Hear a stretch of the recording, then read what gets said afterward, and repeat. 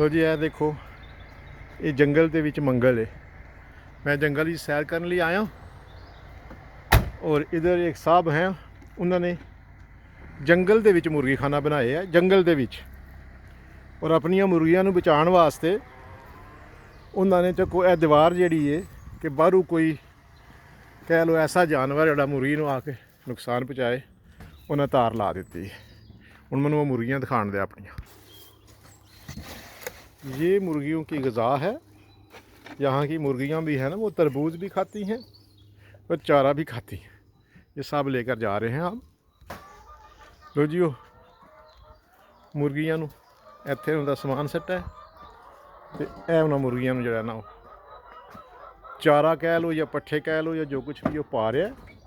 उस तो बाद उन्होंने बाहर बुलाना उन्होंने, इत्थे अंदर डक्कियां ने ऐ नहीं, ए देखो, ए देखो, इन्होंने बाहर निकल के आके खा के फिर पिछा टुर जांदियां ने। मैं तो हैरान होया क्यों मुर्गियां इन्हां खा पी के पिछा टुर जांदियां, किड्डियां सियाणियां ने। यह पुरानी ब्रैड है जिन्होंने भेज दिता गया है, भेण सी बाद जो मुर्गियां ने खाण के काबल हो जाती है। ये कल भेज गए सन। इत्थे विच कोई ना फ्रूट किस्सा कहानी जो कोई दुकान तो लभ जाता ने औणियां पौणियां दा, वो भी लिया के। लो जी वो कह रहा है बाहर आ जाओ, वो नहीं कह रहा है कि बाहर आ जाओ। मैं पीछे जाऊँ ताकि वो डर की वजह ना उत्थे ना रुक जान। कहता आ जाओ आ जाओ, देखो आ रही है। देखो तो साढ़े बंदे एडे सियाने नहीं है, एडियां नहीं डंगर सियाने। या वो कह रहा है कि तेरी वजह से कि तू अजनबी है, वो थोड़ा जो है डर रही है, वरना फ़ौरन बाहर आ जाती।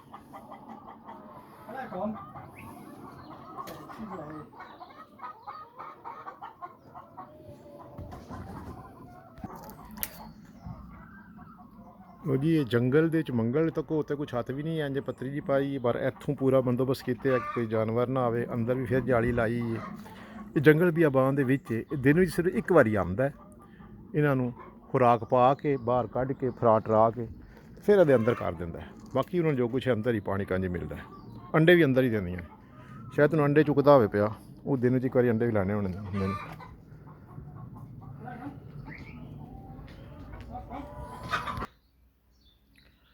तो जी एक मरला थां है, इत्थों अंदर दाखल होना एक मरला थां है। ए सारी बस इतनी है। ਇਹਦੇ 'ਚ उन्होंने 200 मुर्गी का बंदोबस्त कर छड़ना। 200 मुर्गी ने रह पैना और डेली का 1.5 पौने 200 अंडा इत्थों जाना करना।